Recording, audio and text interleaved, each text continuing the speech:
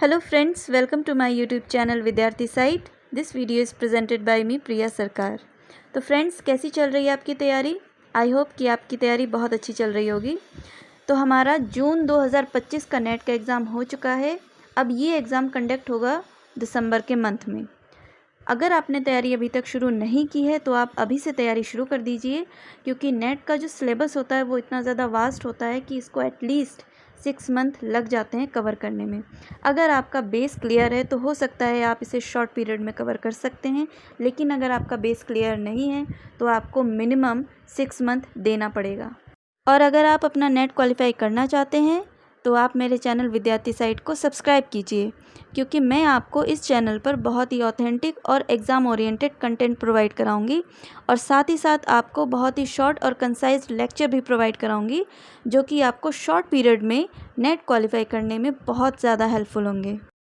तो अगर आपने अभी तक विद्यार्थी साइट को सब्सक्राइब नहीं किया है तो फटाफट से मेरे चैनल को सब्सक्राइब कीजिए और बेल आइकन को प्रेस कीजिए, जिससे कि जब भी मैं वीडियो को अपलोड करूं तो आपके पास नोटिफिकेशन फ़ौरन पहुंच जाए। मैंने अपने चैनल पर यूनिट 1 के ए और बी सेक्शन को कंप्लीट करा दिया है और सी सेक्शन ऑलमोस्ट कंप्लीट होने वाला है। तो अगर आपने अभी तक इन क्लासेस को नहीं देखा है तो आप मेरे चैनल की प्लेलिस्ट में जाकर ये सभी क्लासेस देख सकते हैं, और अगर आपको ये क्लासेस इन्फॉर्मेटिव लगती हैं तो आप मेरे चैनल को लाइक, शेयर और सब्सक्राइब कर सकते हैं। तो फिर चलिए शुरू करते हैं हमारी आज की क्लास। तो आज की क्लास में पढ़ेंगे हम सोशल मूवमेंट और सोशल चेंज को। इसकी नेक्स्ट क्लास में पढ़ेंगे हम सोशल मूवमेंट्स की थियोरीज़ को, जो कि हमारे सिलेबस में मेंशन है। तो थियोरीज़ को पढ़ने से पहले हम सोशल मूवमेंट्स और सोशल चेंज, इनके कॉन्सेप्ट को क्लियर करेंगे, और ये दोनों एक दूसरे से कैसे रिलेटेड हैं इसके बारे में भी जानेंगे। सोशल मूवमेंट को हिंदी में सामाजिक आंदोलन कहते हैं, और ये सामाजिक आंदोलन क्या है और ये क्यों होते हैं, आज की क्लास में हम इसी के बारे में पढ़ेंगे। तो जैसा कि आपको पहली स्लाइड में ये दिखाई दे रहा होगा कि कुछ लोग ग्रुप बना करके किसी चीज़ का प्रोटेस्ट कर रहे हैं या फिर किसी चीज़ की डिमांड कर रहे हैं। लेकिन ये लोग प्रोटेस्ट या फिर डिमांड क्यों कर रहे हैं? लोग प्रोटेस्ट और डिमांड तब करते हैं जब किसी भी सोसाइटी के कुछ लोगों को ऐसा लगता है कि वो डिप्राइव्ड हैं, उनके साथ इनजस्टिस हुआ है, उनके साथ इनइक्वालिटी का बिहेव किया गया है। और ये डिप्राइवेशन, इनजस्टिस, इनइक्वालिटी किसी भी बेसिस पर हो सकता है, फिर चाहे वो सोशल सिस्टम के बेस पे हो, पॉलिटिकल सिस्टम के बेस पे हो, कल्चरल सिस्टम के बेस पे हो, रिलीजियस सिस्टम के बेस पे हो, या फिर सोशल बेनिफिट्स के बेस पर हो। और जब लोगों को ये लगता है कि वो इन सिस्टम्स के नॉर्म से सेटिस्फाइड नहीं हैं और वो ये चाहते हैं कि सोसाइटी में एक चेंज आए और उनके साथ जस्टिस किया जाए, उनके साथ इक्वालिटी का बिहेव किया जाए, तब जाकर के लोग एक सोशल मूवमेंट लाते हैं सोसाइटी के अंदर। यहाँ पर मैंने सोशल मूवमेंट का कॉन्सेप्ट दिया है, जिससे कि आपको ये और अच्छे से क्लियर हो जाएगा। तो इसका फर्स्ट पॉइंट है, social movements are type of group action, they are large, informal groupings और ऑर्गेनाइजेशन। इसका मतलब है कि जो सोशल मूवमेंट्स होते हैं ये एक ग्रुप एक्टिविटी होती है। ये ग्रुप्स लार्ज स्केल के होते हैं और ये इनफॉर्मल होते हैं। यहाँ पर इनफॉर्मल का मतलब है कि इन ग्रुप्स पर किसी भी अथॉरिटी का कोई कंट्रोल नहीं होता है। ये ग्रुप जो होते हैं कुछ मेंबर्स से मिलकर बनते हैं, और इन मेंबर्स का एक लीडर होता है जो कि इस ग्रुप को कंटिन्यू करने के लिए या फिर इसके गोल अचीवमेंट के लिए स्ट्रैटेजी और डिसीजन मेकिंग का काम करता है। A social movement is when people come together to raise their voice and works for change their society. इसका मतलब है कि सामाजिक आंदोलन तब होता है जब समाज के कुछ लोग ये सोचते हैं कि समाज में एक बदलाव होना चाहिए, और इस बदलाव के लिए वो एक साथ एकजुट होकर के अपनी आवाज़ को बुलंद करते हैं। It can be related to social, political, economic और cultural issues. Social movement happen when people feel that something in the society is unfair, need improvement और सोशल चेंज। यानी जो आंदोलन होते हैं ये कई आधारों पर लड़े जाते हैं, जैसे सामाजिक आधार पर, राजनीतिक आधार पर, आर्थिक आधार पर या फिर सांस्कृतिक आधार पर। किसी भी समाज में जब आंदोलन शुरू होता है तो इसका एकमात्र कारण ये है कि लोगों को ऐसा फील होता है, ऐसा लगता है कि कुछ ना कुछ समाज में गलत हो रहा है, या समाज में कुछ सुधार की ज़रूरत है, या फिर समाज में बदलाव की ज़रूरत है। इसके बाद हम यहाँ पर सोशल मूवमेंट के कुछ की फीचर्स देख लेते हैं, जो कि किसी भी सोशल मूवमेंट के लिए बहुत ही ज़्यादा इम्पॉर्टेंट होते हैं। इसमें से सबसे पहले है पर्पसफुल। किसी भी सोशल मूवमेंट का सबसे पहले उसका पर्पस स्पेसिफाई होना चाहिए कि आपका क्या पर्पस है जिसकी वजह से आपने ये मूवमेंट शुरू किया है। इसके बाद है प्लान। किसी भी सोशल मूवमेंट को चलाने के लिए सबसे पहले उसकी प्लानिंग करनी होती है कि हमारा जो ग्रुप होगा उसमें कितने मेंबर होंगे, कौन इसमें लीडर होगा, इसकी स्ट्रैटेजी और डिसीज़न मेकिंग कैसे होगी, इस मूवमेंट को कंटिन्यू करने के लिए जो भी रिसोर्सेज होंगे वो कहाँ से आएंगे और कौन इनको प्रोवाइड करेगा। इसके बाद है ऑर्गेनाइज्ड एंड ऑर्गेनाइज्ड एफर्ट। किसी भी सोशल मूवमेंट का जो ग्रुप बना हुआ है वो पूरी तरीके से स्ट्रक्चर्ड होना चाहिए, ऑर्गेनाइज्ड होना चाहिए, और उसके मेंबर्स जो भी एफ़र्ट लगा रहे हैं वो एफ़र्ट्स भी ऑर्गेनाइज्ड होने चाहिए। इसके बाद है रेजिस्टेंस, यानी जिस उद्देश्य को लेकर के आपने इस आंदोलन की शुरुआत की है वो अंत तक वो उद्देश्य बना होना चाहिए। ऐसा नहीं है कि आज आपने इस उद्देश्य को लेकर के ये आंदोलन शुरू किया और ख़त्म होते होते आपका जो उद्देश्य है वो दूसरे दिशा की तरफ मुड़ गया। इसके बाद है प्रोटेस्ट मेथड। आप जो आंदोलन शुरू कर रहे हो तो उसका प्रोटेस्ट करने का मेथड क्या रहेगा। लोग प्रोटेस्ट करने के लिए अलग अलग मेथड्स का यूज़ करते हैं, जैसे अनशन पर बैठ जाते हैं या फिर भूख हड़ताल करते हैं या फिर बाज़ार बंदी कर देते हैं। तो ये थे कुछ मेन और इम्पॉर्टेंट की फ़ीचर्स जो कि किसी भी सोशल मूवमेंट के लिए बहुत ही ज़्यादा ज़रूरी हैं। ये की फ़ीचर्स किसी भी सोशल मूवमेंट को शुरू करने के लिए, उसको कंटिन्यू करने के लिए और उसके गोल अचीवमेंट के लिए बहुत ही ज़्यादा ज़रूरी हैं। तो ये थी सोशल मूवमेंट को लेकर के एक बेसिक नॉलेज, जहाँ पर हमने सोशल मूवमेंट के कॉन्सेप्ट को पढ़ा और उसके की फ़ीचर्स को पढ़ा। हमें सिर्फ इतना ही पढ़ना है, हमें इसमें ज़्यादा डीप नहीं पढ़ना है, क्योंकि हमें इसको अलग से पढ़ने की ज़रूरत नहीं है। हमारे सिलेबस में सिर्फ इसके थियोरीज़ के बारे में पूछा गया है। मैंने यहाँ पर इसको अलग से इसीलिए पढ़ाया है क्योंकि एग्ज़ाम में बहुत सी चीज़ें ऐसी होती हैं जो कि डायरेक्टली सिलेबस में मेंशन नहीं है, लेकिन उनसे भी क्वेश्चन पूछ लेते हैं। अब जैसे यहाँ पर सोशल मूवमेंट्स की थियोरीज़ भी दी गई हैं, तो थियोरीज़ तो हम पढ़ेंगे ही, साथ के साथ इसके कॉन्सेप्ट को और इसके कुछ की फ़ीचर्स को या फिर इसके जो कैरेक्टरिस्टिक्स हैं इनको पढ़ना बहुत ज़रूरी हो जाता है, क्योंकि इससे भी क्वेश्चन बन के आ जाते हैं कभी कभी एग्ज़ाम में। इसके बाद पढ़ेंगे हमारा दूसरा topic social change. Social change करके ऐसा कोई भी टॉपिक हमारे सिलेबस में मेंशन नहीं है, लेकिन फिर भी हम इसे पढ़ेंगे क्योंकि सोशल चेंज एक ऐसा टॉपिक है जो कि इनडायरेक्टली सोशल मूवमेंट से कनेक्टेड है। किसी भी सोसाइटी में अगर सोशल मूवमेंट होता है तो वो सोशल चेंज भी लाता है, इसीलिए ये टॉपिक भी बहुत इम्पॉर्टेंट है। सोशल चेंज के बारे में भी हम ज़्यादा डीप नॉलेज नहीं लेंगे क्योंकि बहुत ही ज़्यादा डिटेल में करके इससे क्वेश्चन नहीं पूछा जाएगा, और कुछ टॉपिक तो ऐसे होते हैं जिनका हम बहुत ही कॉमन सेंस यूज़ करके उसको सॉल्व कर सकते हैं अगर हमारा कॉन्सेप्ट क्लियर है। यहाँ पर मॉडिफिकेशन की बात की गई है। मॉडिफिकेशन का मतलब होता है सुधार।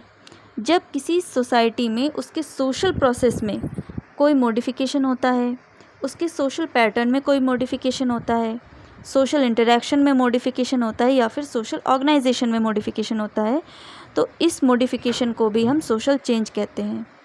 इसका नेक्स्ट पॉइंट है social change refers to the significant alteration in the structure, pattern, interaction और organisation of a society over the time. It can be driven by the various factors like technological advancement, cultural diffusion और social movement. यहाँ पर social change को alteration से जोड़ा गया है। Alteration का मतलब होता है जोड़ तोड़ करना। जोड़ तोड़ यानी किसी भी समाज में जब सोशल चेंज होता है यानी सामाजिक परिवर्तन होता है तो कुछ ना कुछ चीज़ों का हम त्याग कर देते हैं और कुछ ना कुछ नई चीज़ों को अपना लेते हैं। जैसे हम अपनी पुरानी मान्यताओं का, पुरानी धारणाओं का त्याग कर देते हैं और आधुनिकता को अपना लेते हैं, जैसे टेक्नोलॉजी को अपना लिया है, साइंस को अपना लिया है। और यहाँ पर कल्चरल डिफ्यूज़न की बात की गई है। कल्चरल डिफ्यूज़न का मतलब होता है कि एक संस्कृति का दूसरी संस्कृति में विलय हो जाना। और ये जो विलय होता है यानी डिफ्यूज़न, ये किस तरीके से होता है कि जब आप किसी दूसरे कल्चर के आर्ट्स को अपनाते हो, लैंग्वेज को अपना लेते हो, उसके म्यूज़िक को सुनते हो, मतलब जो है आदान प्रदान जब शुरू होता है तो ये जो कल्चरल डिफरेंस होता है ना बीच में, ये ख़त्म हो जाता है और दोनों कल्चर क्या हो जाते हैं, डिफ्यूज़ हो जाते हैं। इसके बाद हम इसके कुछ की फीचर्स देख लेते हैं। जैसे इसका फर्स्ट पॉइंट है social change is universal. Social change एक ऐसा फिनोमिना है जो कि यूनिवर्सल होता है। ये हर सोसाइटी में, हर कंट्री में होता है। इसके बाद है ऑन गोइंग प्रोसेस या फिर कॉन्टीन्यूअस प्रोसेस।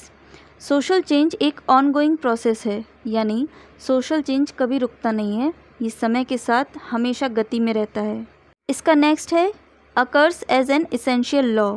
इसका मतलब है कि जो सोशल चेंज है ये सिर्फ ह्यूमन एक्टिविटी पे डिपेंड नहीं करता है, ये एक नेचुरल लॉ है।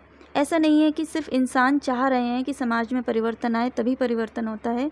बहुत से ऐसे परिवर्तन हैं जो प्रकृति के द्वारा किए जाते हैं। इस पर तो एक कहावत भी बहुत मशहूर है, वो कहते हैं ना कि परिवर्तन ही प्रकृति का नियम है, तो ये कहावत इसी बात पर लागू होती है। इसके बाद है टाइम फैक्टर बेस्ड, यानी कि जो सोशल चेंज है इसमें समय की बहुत बड़ी भूमिका होती है। जैसे जैसे समय परिवर्तन होता है वैसे वैसे समाज में परिवर्तन आता है। इसके बाद इसका नेक्स्ट है अनइवन प्रोसेस, यानी किसी भी सोसाइटी में जो सोशल चेंज की स्पीड है वो एक समान नहीं होती है। हो सकता है कि आज की डेट में किसी सोसाइटी में जो सोशल चेंज हो रहा है उसकी स्पीड ज़्यादा है और शायद 2-4 साल बाद उसकी स्पीड कम हो जाए, या फिर ऐसा भी हो सकता है कि आपकी सोसाइटी में जिस स्पीड से सोशल चेंज हो रहा है हो सकता है कि वो दूसरी सोसाइटी में वैसी स्पीड ना हो, उसको थोड़ा एडवांस होने में और समय लग सकता है। इसके बाद है प्लैन्ड एंड अनप्लैन्ड। बहुत से सोशल चेंज प्लैन्ड होते हैं और बहुत से सोशल चेंज अनप्लैन्ड होते हैं। जैसे ये जो सोशल मूवमेंट्स होते हैं ये हमारी प्लानिंग से होते हैं कि हम चाह रहे हैं कि समाज में ऐसा परिवर्तन आए, तो हम इसके लिए एक प्लानिंग करते हैं। और अनप्लैन्ड सोशल चेंज वो होते हैं जो अचानक से सडनली हो जाते हैं। इसके बाद इसका लास्ट पॉइंट है रेवोल्यूशनरी चेंज, यानी कि जो सोशल चेंज होता है वो रेवोल्यूशन की वजह से भी होता है। जैसा कि हमने कार्ल मार्क्स की थ्योरी में पढ़ा था कि जब दो ग्रुप्स के बीच में कॉन्फ्लिक्ट क्रिएट होता है तो रेवोल्यूशन आता है, और रेवोल्यूशन की वजह से सोसाइटी में एक बहुत बड़ा चेंज होता है। अब इसके बाद हमारी जो लास्ट स्लाइड है वो है डिफरेंस बिटवीन सोशल मूवमेंट और सोशल चेंज। यहाँ पर हम सोशल मूवमेंट और सोशल चेंज के बारे में जो है थोड़ा एक डिफरेंस पढ़ लेते हैं, जिससे कि ये दोनों टॉपिक आपको और ज़्यादा अच्छे से क्लियर हो जाएंगे। इसमें सबसे पहले हम सोशल मूवमेंट को पढ़ेंगे, उसके बाद सोशल चेंज को। सोशल मूवमेंट का पहला पॉइंट है स्पेसिफिक गोल, यानी सोशल मूवमेंट का एक स्पेसिफिक गोल होता है, एक पर्पस होता है जिसकी वजह से हम सोशल मूवमेंट को कंटिन्यू करते हैं। इसका दूसरा पॉइंट है डिज़ॉल्व आफ्टर अचीविंग गोल और फुलफिलमेंट ऑफ डिज़ायर्स, यानी कि जब हमारी डिज़ायर्स पूरी हो जाती हैं या फिर हमारा जब गोल पूरा हो जाता है तो ये डिज़ॉल्व हो जाता है, यानी कि ये आंदोलन ख़त्म हो जाता है। इसके बाद है लास्ट इसका शॉर्ट टर्म फिनोमेना। जो सोशल मूवमेंट होता है ये एक शॉर्ट टर्म फिनोमेना है, यानी कि थोड़े समय के लिए होता है, मतलब परमानेंट नहीं है ना ये फिनोमेना, ये थोड़े समय के लिए, जब तक आपकी जो डिमांड है वो पूरी नहीं हो जाती तब तक आप इसको कंटिन्यू करोगे, और जैसे ही आपकी डिमांड पूरी हो जाएगी तो आप इसको डिज़ोल्व कर दोगे। इसके बाद है सोशल चेंज। सोशल चेंज का पहला पॉइंट है ऑन गोइंग प्रोसेस, यानी जो सोशल चेंज का जो फिनोमेना है ये एक कंटिन्यूस फिनोमेना है, ये कंटिन्यूस प्रोसेस है जो कि हमेशा चलता रहता है। इसका दूसरा पॉइंट है structure, culture, values and behaviour. इसका मतलब है कि जब किसी सोसाइटी में सोशल चेंज होता है तो हमें पता कैसे चलता है कि सोशल चेंज हो रहा है। उस सोसाइटी के स्ट्रक्चर में चेंज होगा, उसके कल्चर में चेंज होगा, उसके वैल्यूज़ एंड बिलीव्स में चेंज होगा, और वहाँ के जो लोग हैं उनके बिहेवियर्स में भी चेंज होगा। इसके बाद इसका लास्ट पॉइंट है लॉन्ग टर्म प्रोसेस, यानी सोशल चेंज एक ऐसा फिनोमेना है जिसकी प्रोसेस बहुत ही लंबी चलती है।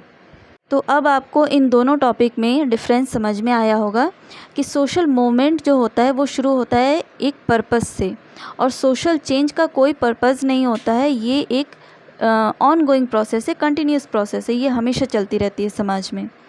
इसके बाद है जैसे सोशल मूवमेंट का कि ये डिज़ोल्व हो जाता है, मतलब कि ये एक निश्चित समय के लिए है, किसी पर्पस से शुरू होता है और जैसे ही पर्पस फुलफ़िल हो जाता है उसके बाद ये डिज़ोल्व हो जाता है।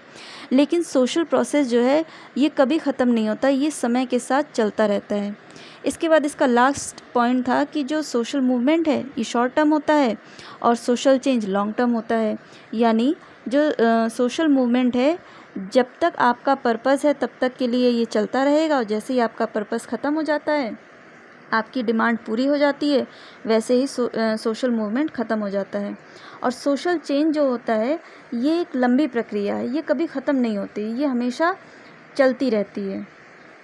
तो आज की क्लास में हमने सोशल मूवमेंट और सोशल चेंज इन दोनों टॉपिक को बहुत अच्छे से क्लियर कर लिया है।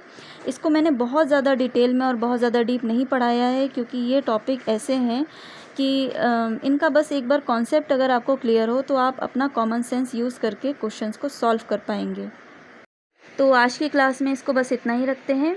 इसकी नेक्स्ट क्लास में हम पढ़ेंगे सोशल मूवमेंट्स की थियोरीज़, जो कि हमारे सिलेबस में डायरेक्टली मेंशन है और इन थियोरीज़ से बहुत ज़्यादा क्वेश्चन भी पूछे जाते हैं।